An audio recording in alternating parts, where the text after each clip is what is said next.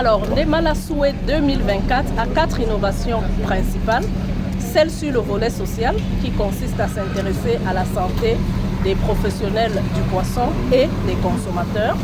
Celle sur le numérique, nous avons investi sur un site internet qui sera la plateforme principale d'échange entre les différents acteurs de l'écosystème. Vous pouvez regarder ndemalasouhait.cm. Le troisième volet, c'est d'intégrer des acteurs transversaux, notamment les acteurs de la chaîne du froid et les équipementiers locaux.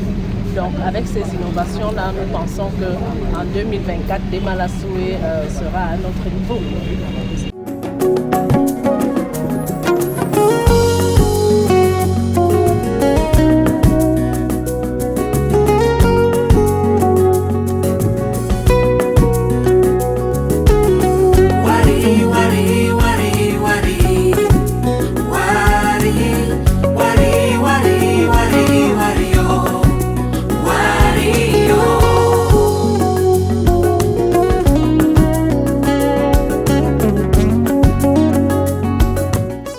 Nous avons choisi d'accompagner le président Ndemala Souhait parce que déjà nous voyons que c'est un partenaire suffisamment sérieux et notre rôle c'est de vulgariser tout ce qui est production, consommation de poissons.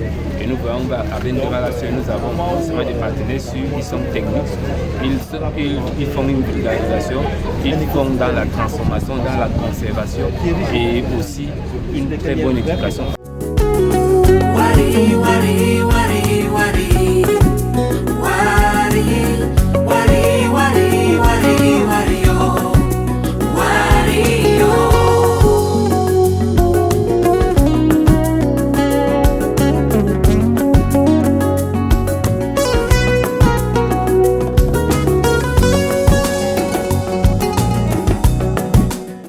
Si nous sommes présents à cet événement, c'est parce que la Chambre d'agriculture a pour mission d'accompagner les acteurs opérant dans le secteur des pêches, de l'élevage, de l'agriculture et des forêts.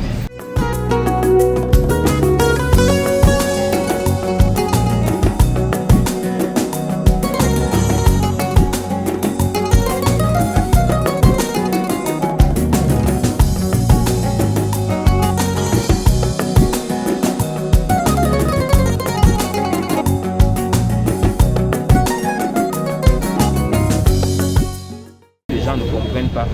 Lorsqu'on dit consommer, lorsqu'on dit qu'on consomme par exemple la série, il faut que nous-mêmes nous approprions cela. Et c'est là que nous, en tant que médias, nous sommes très contents. Si on avait 2 ou 3 partenaires comme ça, je pense que nous serons déjà très.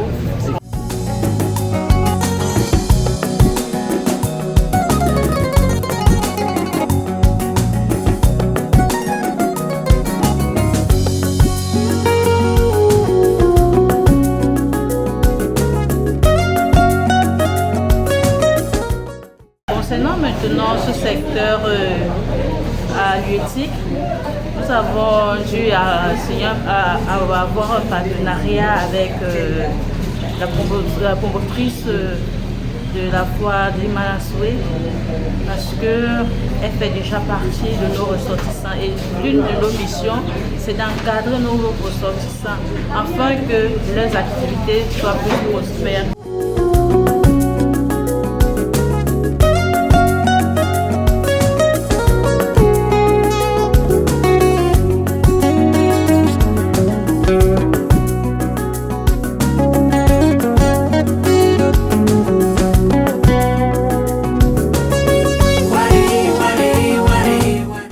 La Chambre d'agriculture en fait lutte contre les importations et vu que cette activité a pour but de promouvoir la production des produits locaux, c'est pourquoi nous encourageons l'initiative de la promotrice à encourager les acteurs opérant dans le secteur halieutique.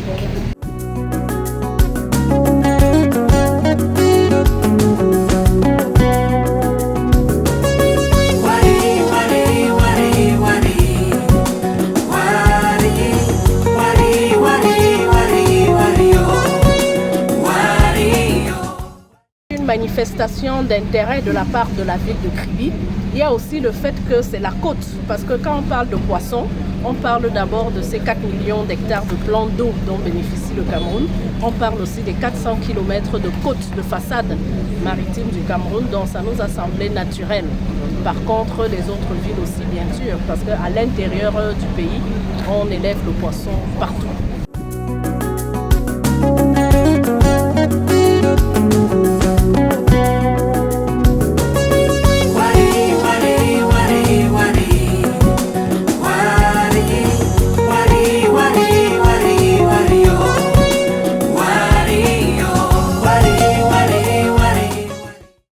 Ces valeurs nutritionnelles, pour le fait que c'est quand même une protéine essentielle. Quand vous prenez le plan de la santé, c'est un aliment essentiel. Quand on parle de sécurité alimentaire, le poisson est au premier chef parce que nous sommes des pays côtiers. Il y a une grande tradition patrimoniale autour du poisson. Il y a toutes des cultures développées au fait que nous sommes autour de l'eau. Lorsqu'on parle du poisson, on parle aussi d'un enjeu économique. L'économie maritime, c'est 3 000 milliards au PIB mondial, c'est énorme. Chez nous, c'est pareil, c'est énorme, c'est beaucoup d'opportunités.